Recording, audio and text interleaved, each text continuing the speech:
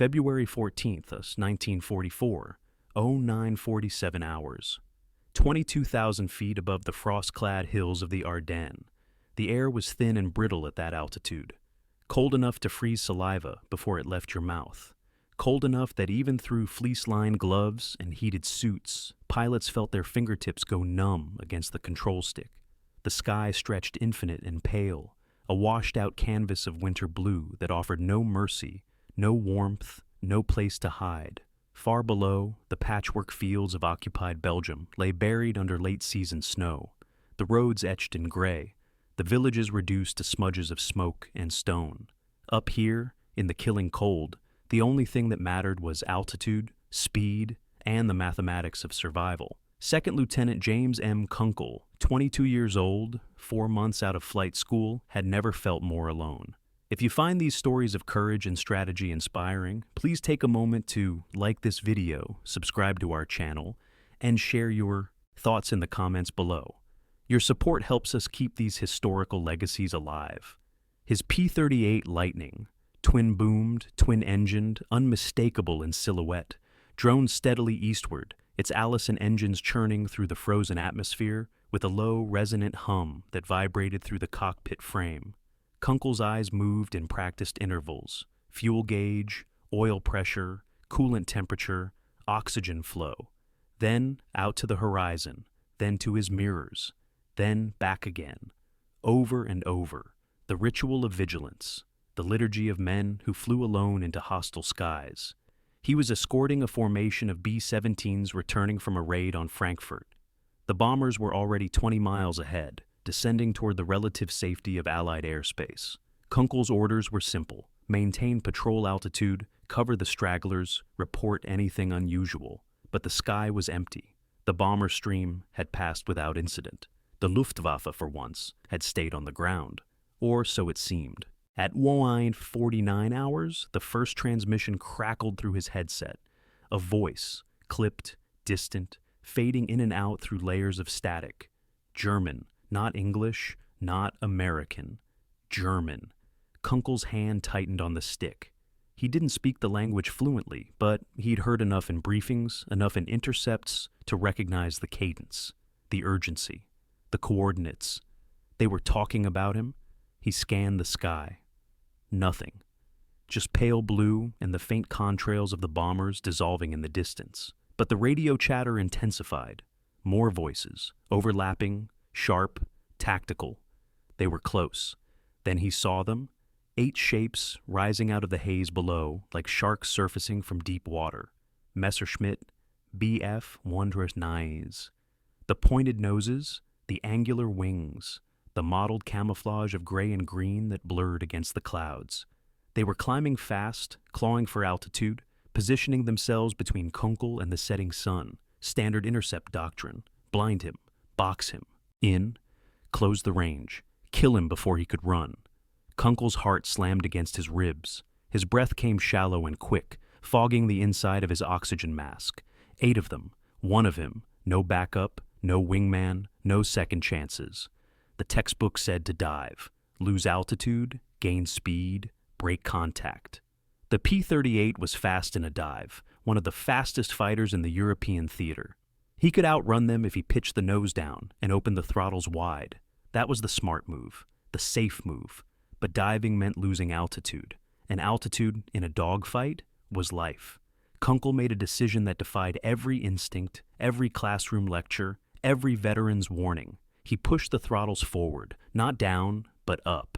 He trimmed the nose for a climb, and he pointed the Lightning's twin engines toward the sun. The Allisons roared, the airframe shuddered, the altimeter needle began to unwind in reverse, counting upward, 23,000 feet, 24, 25, behind.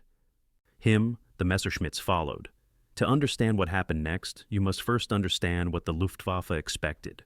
By February 1944, German fighter pilots were no longer the invincible aces of 1940.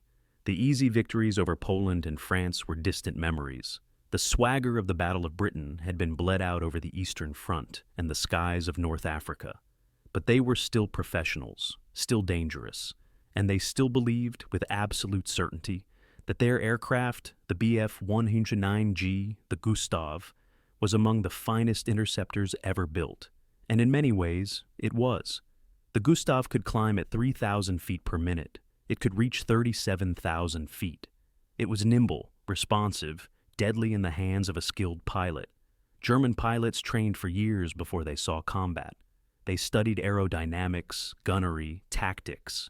They flew hundreds of hours. They were craftsmen of air combat, heirs to a tradition that stretched back to Richthofen and Udet and Mulders. They expected to win, but they had never fought a P-38 Lightning at altitude. Not like this. Not against a pilot stupid enough or desperate enough to climb instead of run. The Lightning was a paradox, heavy, unconventional, mocked early in the war as a flying coffin by some American pilots who didn't understand it. Twin engines meant twin points of failure. The tricycle landing gear was unfamiliar. The cockpit sat high in the central nacelle, flanked by twin booms, giving the pilot an unobstructed view, but also making him feel exposed, vulnerable, like riding a motorcycle at 400 miles per hour. But what the Lightning had, what the Germans were about to discover, was range, power, and turbochargers. Those turbochargers were the secret. Most fighters of the era used mechanically driven superchargers, which bled engine power to compress air at altitude. The P-38's turbos were exhaust-driven, reclaiming energy that would otherwise be wasted. Above 20,000 feet, where the air was too thin for most engines to breathe, the Lightning's Allisons kept pulling, kept accelerating, kept climbing. The higher it went, the better it performed. Kunkle didn't know the engineering. He just knew that when he pushed the throttles forward, the engines answered. And when the altimeter hit 26,000 feet, he wasn't slowing down. Oberleutnant Franz Huber, leading the German flight, was the first to notice. He keyed his radio, his voice calm but edged with confusion. "He's climbing. Why is he climbing?" The response came from his wingman, Unteroffizier Manfred Schell. "He's trying to gain separation. He'll stall out. Stay on him." Standard tactics, standard logic. A fighter climbing at full throttle would bleed speed. The thinner the air, the harder it was to maintain lift. Eventually, the aircraft would shudder, lose control authority, and either fall into a spin or become an easy target. It was physics, immutable. But at 27,000 feet, Kunkle was still climbing, and his airspeed indicator hadn't dropped. Huber frowned. He glanced at his own instruments. His Gustav was straining. The engine noise had shifted from a roar to a high, whining scream as the supercharger fought to compress the thin air. His climb rate was slowing. Not much, but enough. The American was pulling away. "He's not bleeding speed," Huber said, his voice tighter now. "He's not stalling." Schell didn't answer. He was too busy trying to keep his own aircraft climbing, his stick pulled back, his throttle wide open, his altimeter needle crawling upward with agonizing slowness. At 28,000 feet, the first cracks appeared in the formation. Two of the Gustavs, flown by newer pilots with less experience managing the aircraft at extreme altitude, began to lag. Their engines coughed. Their airspeeds dropped below 200 kilometers per hour. They wallowed in the thin air, mushing upward on the edge of a stall. Kunkle kept climbing. At 29,000 feet, the radio chatter grew frantic, voices overlapping, discipline breaking down. "He's above us now. How is he doing this? Where is he getting the power?" Huber made a decision. He rolled his Gustav onto its back and pulled into a split S, trading altitude for speed, diving away from the chase. It was a retreat, and he knew it. But there was no point in stalling out at 30,000 feet just to prove a point. Better to live, regroup, try again. One by one, the other Messerschmitts followed. They peeled off, noses down, engines screaming, racing back toward lower altitude where the air was thick enough to fight. Kunkle watched them go. At 30,000 feet, alone again, he leveled off. His hands were shaking. His breath came in ragged gasps, the oxygen mask pressing cold and hard against his face.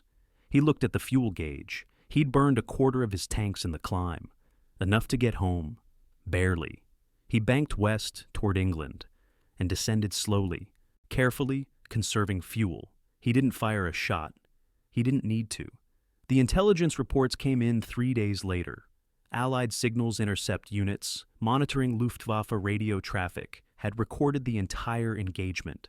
German pilots, accustomed to operational radio security, had broken protocol in their confusion. They'd transmitted in the clear, voices unencrypted, disbelief bleeding through. "He's not bleeding speed." That phrase, repeated multiple times, became the subject of hurried analysis. What did it mean? Why were experienced German pilots so surprised? The answer lay in doctrine, in expectation, in the gap between what they believed was possible and what had actually happened. For 3 years, Luftwaffe pilots had fought Spitfires, Hurricanes, P-47s, and early model P-38s. They'd developed tactics based on known performance envelopes. They knew what Allied fighters could and couldn't do.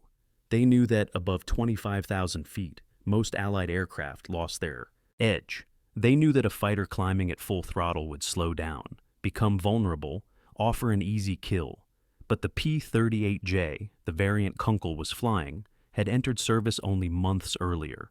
It featured improved turbochargers, revised intercoolers, and increased engine power. At altitude, it was a different machine, faster, more powerful, capable of sustained climbs that defied pre-war aerodynamics.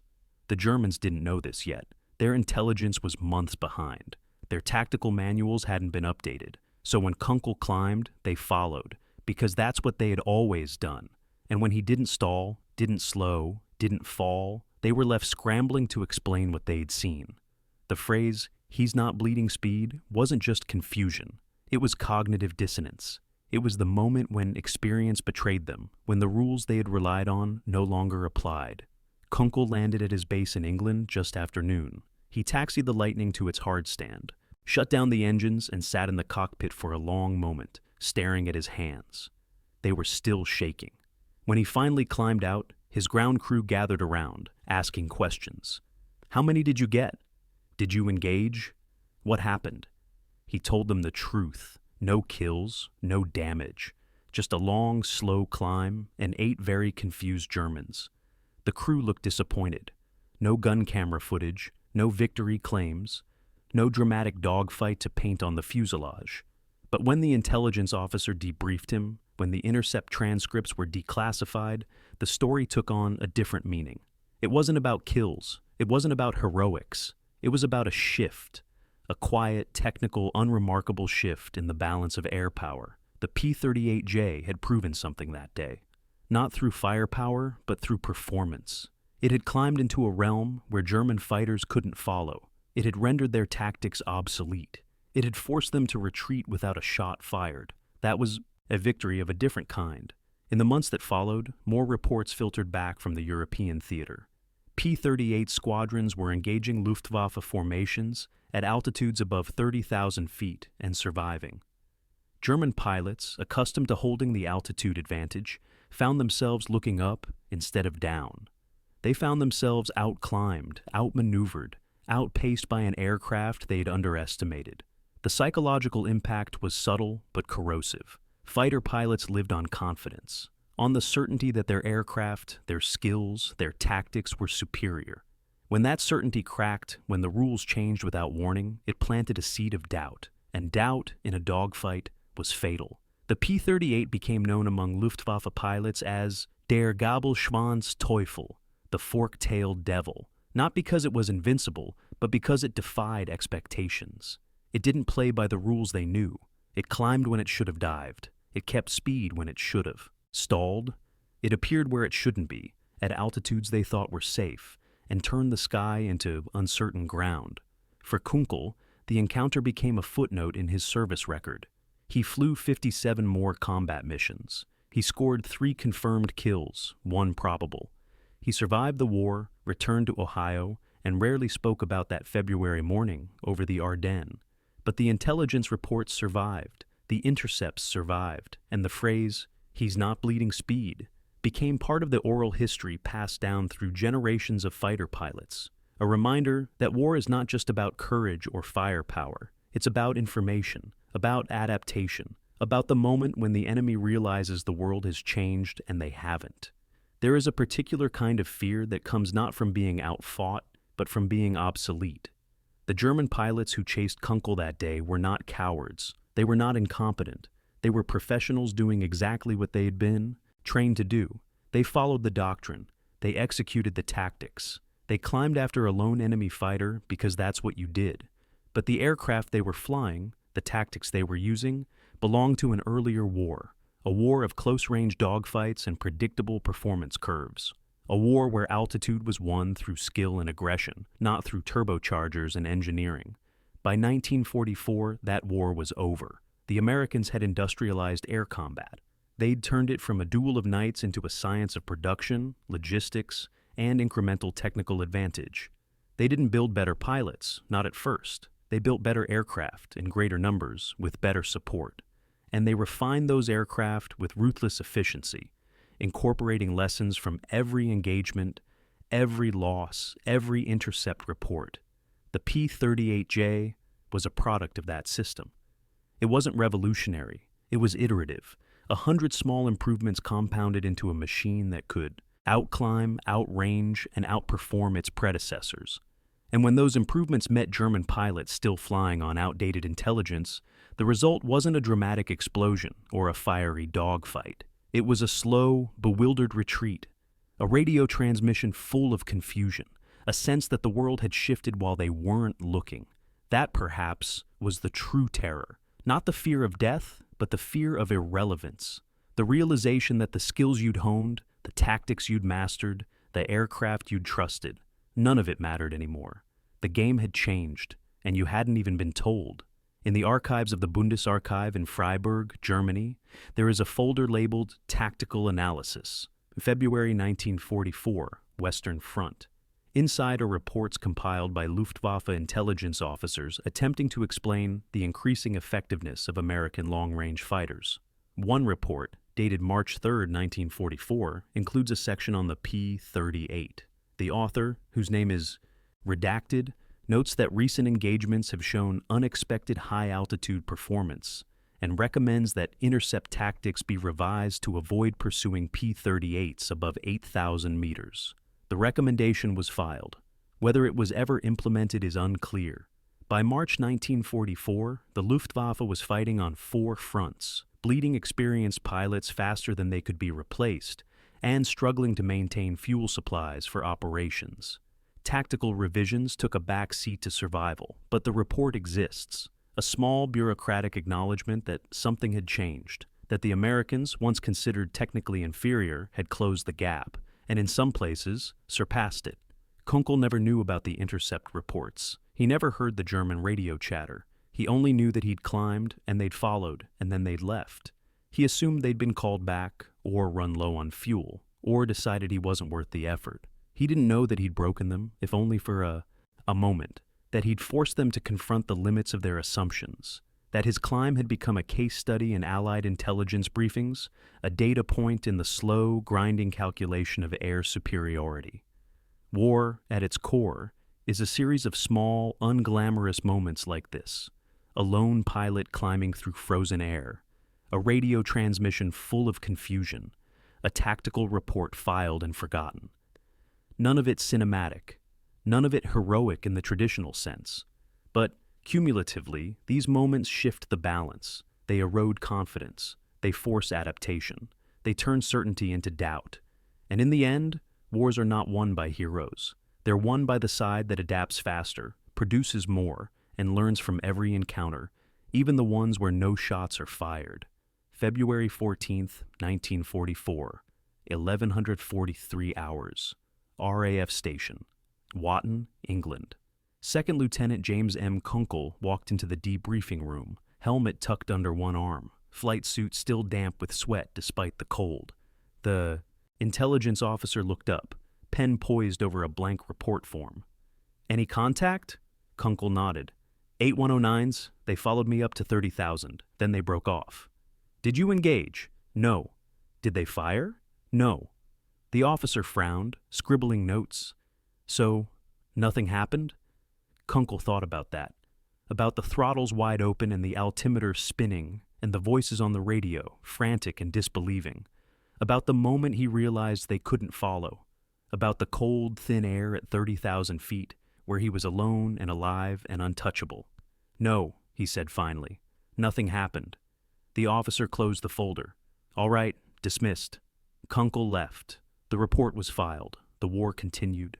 But somewhere over the Ardennes, in the frozen sky, something had changed. Something quiet. Something invisible. Something that would ripple outward through intelligence reports and tactical analyses and the whispered conversations of pilots who'd seen the impossible and couldn't explain it. "He's not bleeding speed." 4 words. A ghost in the radio static. A crack in the certainty of men who'd thought they knew how the world worked. And in war, certainty is the first casual. Years later, long after the treaties were signed and the metals distributed and the bombers melted down for scrap, Kunkle would sometimes stand in his backyard in Ohio, looking up at the sky. Clear days, cold days, days when the air was thin and the blue stretched infinite and pale. He'd think about that morning, about the climb, about the 8 shapes falling away beneath him, receding into the haze, smaller and smaller until they vanished. He'd think about how strange it was, that survival could feel like failure, that the most important thing he'd done in the war, the thing that mattered, the thing that shifted the invisible calculus of air superiority, was the thing where nothing happened. No fire, no smoke, no victory, just altitude and speed and the quiet hum of engines that refused to quit. And maybe, he'd think, that was enough. Maybe survival was the victory. Maybe making them doubt, making them break, making them realize the sky was no longer theirs. Maybe that was the kill that mattered most. Not the enemy destroyed, but the enemy who turned away. Not the battle won, but the battle avoided. Not the hero's glory, but the technician's edge, the incremental advantage, the cold mathematics of superiority. And if that didn't make for a good story, if it didn't fit the narrative of dogfights and aces and cinematic drama, well, maybe that was the truest thing about war, that the moments that matter are rarely the ones we celebrate. That victory is often quiet, and that sometimes the greatest weapon is not the gun, but the doubt you plant in the enemy's mind, the knowledge that the world has changed, that the rules no longer apply, that the sky, once theirs, is now contested ground, and that high above the killing cold, in the thin air, where engines scream and certainty fractures, someone is climbing. Someone is not bleeding speed. Someone is still there, still rising, still untouchable, and they cannot follow. Thank you for watching. If you enjoyed this historical deep dive, please like the video, subscribe to the channel, and tell us in the comments which historical figure we should cover next.